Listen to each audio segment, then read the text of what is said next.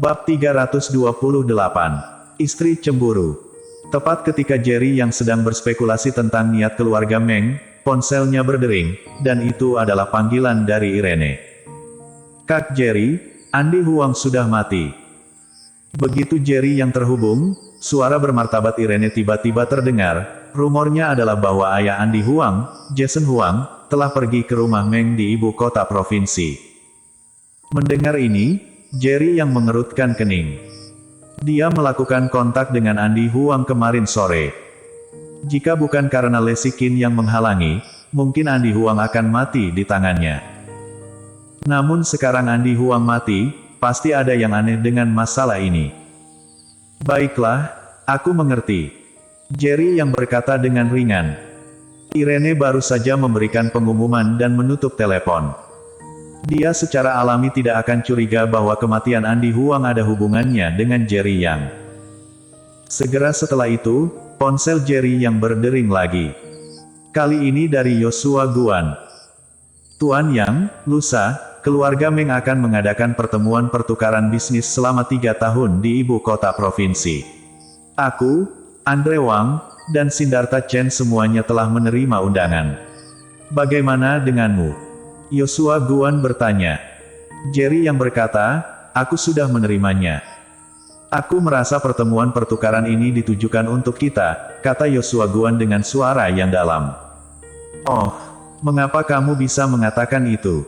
Jerry yang bertanya dengan bingung. Yoshua Guan berkata, "Pertemuan pertukaran bisnis Jiangping diadakan setiap 3 tahun, dan diselenggarakan oleh keluarga kaya utama di provinsi Jiangping secara bergiliran. Pertemuan pertukaran tahun ini awalnya adalah pergantian keluarga Feng di kota Jinhe, dan waktunya belum datang. Keluarga Meng mengirim surat undangan terlebih dahulu. Ini hanya bisa menunjukkan satu hal, yaitu keluarga Feng telah bergabung dengan keluarga Meng dan menyerahkan hak mengadakan pertemuan pertukaran kepada keluarga Meng. Beberapa hari yang lalu, kami baru saja pergi ke rumah Meng. Meskipun kematian Herbert Meng dan Heng Meng tidak berhubungan langsung denganmu, tapi itu juga ada hubungannya denganmu. Menurut akal sehat, keluarga Meng seharusnya dalam kesedihan, tetapi tiba-tiba mengadakan pertemuan pertukaran terlebih dahulu, ada sesuatu yang aneh dalam dirinya sendiri." Yoshua Guan mengatakan tebakannya, sebenarnya dia punya tebakan yang lebih besar, tapi dia tidak punya bukti, jadi dia tidak berani berbicara omong kosong. Jerry yang tidak berbicara, dan setelah hening sejenak, dia tersenyum dengan jijik. "Tidak masalah apakah keluarga Meng ada di sini untukku atau tidak, karena ini adalah pertemuan akbar yang diadakan setiap 3 tahun di provinsi Jiangping. Aku tidak akan absen." "Tuan Yang, menurutku kamu lebih baik tidak berpartisipasi untuk berada di sisi yang aman," kata Yoshua Guan dengan sedikit perhatian. "Jangan khawatir, jika keluarga Meng saja tidak bisa menyelesaikannya, bagaimana aku bisa memimpin untuk menciptakan dunia yang mulia dan sejahtera?" Nada suara Jerry yang penuh percaya diri, sekaligus meremehkan keluarga Meng. Mendengar ini, Yoshua Guan berhenti membujuknya, tetapi dia memiliki beberapa harapan di dalam hatinya. Dia tiba-tiba menelepon, dan selama jamuan ulang tahunnya yang ke-70, ratusan pria besar dengan peluru tajam tiba-tiba turun ke keluarga pejabat dan mengambil semua keturunan langsung dari keluarga resmi. Tapi kemudian, dengan satu kalimat dari Jerry Yang, kebebasan semua orang di keluarga resmi dipulihkan.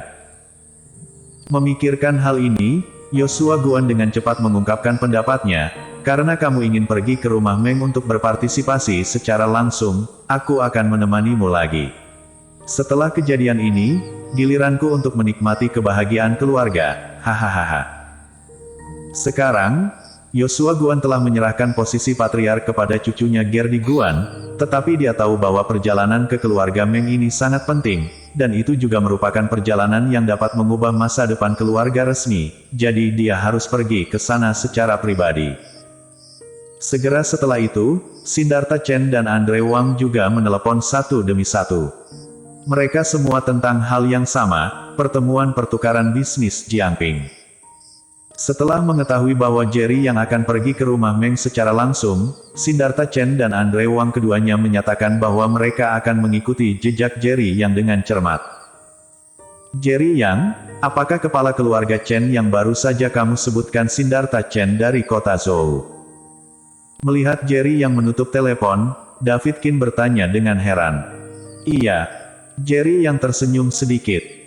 Ketika dia menjawab telepon tadi, dia tidak menghindari David Qin, jadi David Qin mendengar semua yang dia katakan.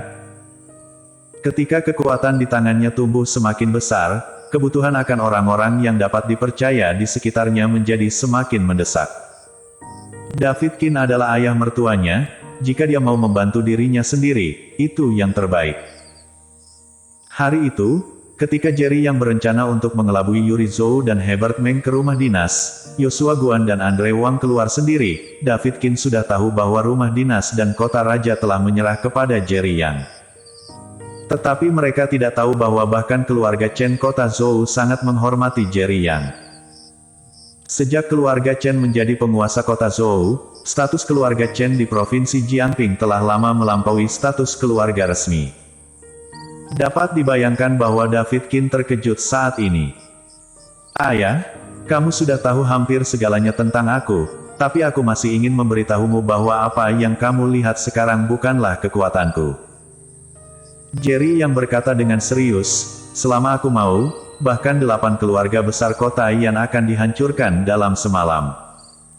Kata-kata Jerry yang, seperti petir, meledak di telinga David Qin.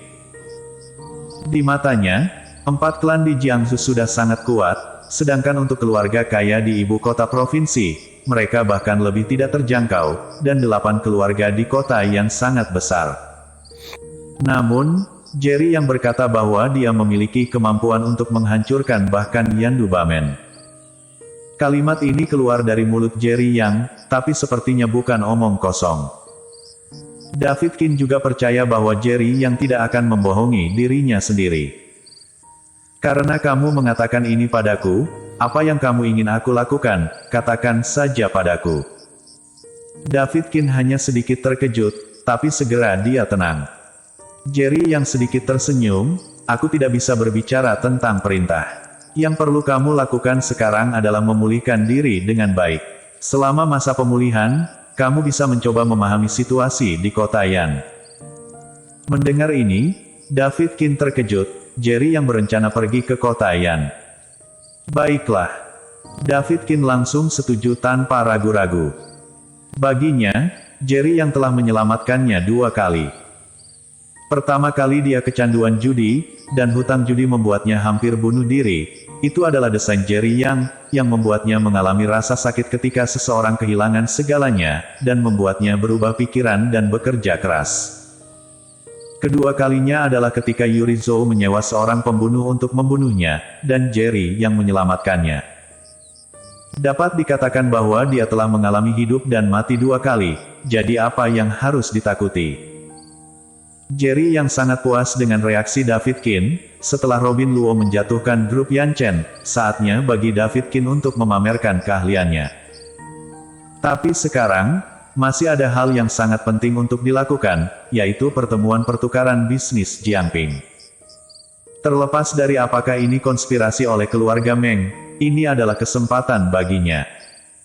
Kesempatan untuk mengendalikan Jiangping. Sebelum tidur, Jerry yang menerima telepon lagi. Kakak Yang, besok adalah pesta ulang tahunku yang ke-20, bisakah kamu datang? Saat telepon tersambung, terdengar suara jernih dan gesit, penuh harapan. Ini nomor telepon Vivi Han dari keluarga Han di ibu kota provinsi. Besok, Jerry yang melirik senyum tersenyum di sampingnya yang sudah tertidur, dia ragu-ragu. Besok hari Minggu, awalnya dia berencana pergi ke kelas minat bahasa Inggris bersama Leslie Qin dan Happy. Jika kamu tidak punya waktu, lupakan saja. Merasakan keraguan dalam kata-kata Jerry Yang, suara Vivi Han jelas sudah hilang harapan. Jam berapa? Di mana? Tanya Jerry Yang. Besok jam 5 sore, di rumah Han. Mendengar Jerry yang bertanya tentang waktu dan tempat, Vivi Han langsung menjadi bahagia. Oke, besok sore, aku akan pergi ke rumah Han tepat waktu. Kali ini, Jerry yang langsung setuju, karena kelas minat bahasa Inggris Happy ada di pagi hari. Kebetulan dia menemani istri dan putrinya di pagi hari dan pergi ke rumah Han di sore hari. Bahkan demi wajah Alfredo Han, dia tetap perlu mengunjungi keluarga Han. Terlebih lagi, dia juga membutuhkan bantuan Alfredo Han di pertemuan pertukaran bisnis Jiangping lusa. Begitu dia menutup telepon, dia menemukan bahwa Leslie Qin sedang menatapnya dengan ekspresi tidak baik. Jerry yang tiba-tiba mendapat firasat buruk, tersenyum, dan berinisiatif untuk mengaku, cucu kepala keluarga Han, Vivi Han merayakan ulang tahunnya besok. Kepala keluarga Han telah membantuku beberapa kali sebelumnya, jadi aku hanya ingin berkunjung. Leslie Qin masih tidak berbicara, hanya menatap Jerry Yang. Jerry yang merasa bersalah, dan dengan cepat berkata, besok pagi, aku akan menemanimu dan Happy ke kelas minat, dan sore hari, ayo pergi ke rumah Han bersama, bagaimana? Bersambung.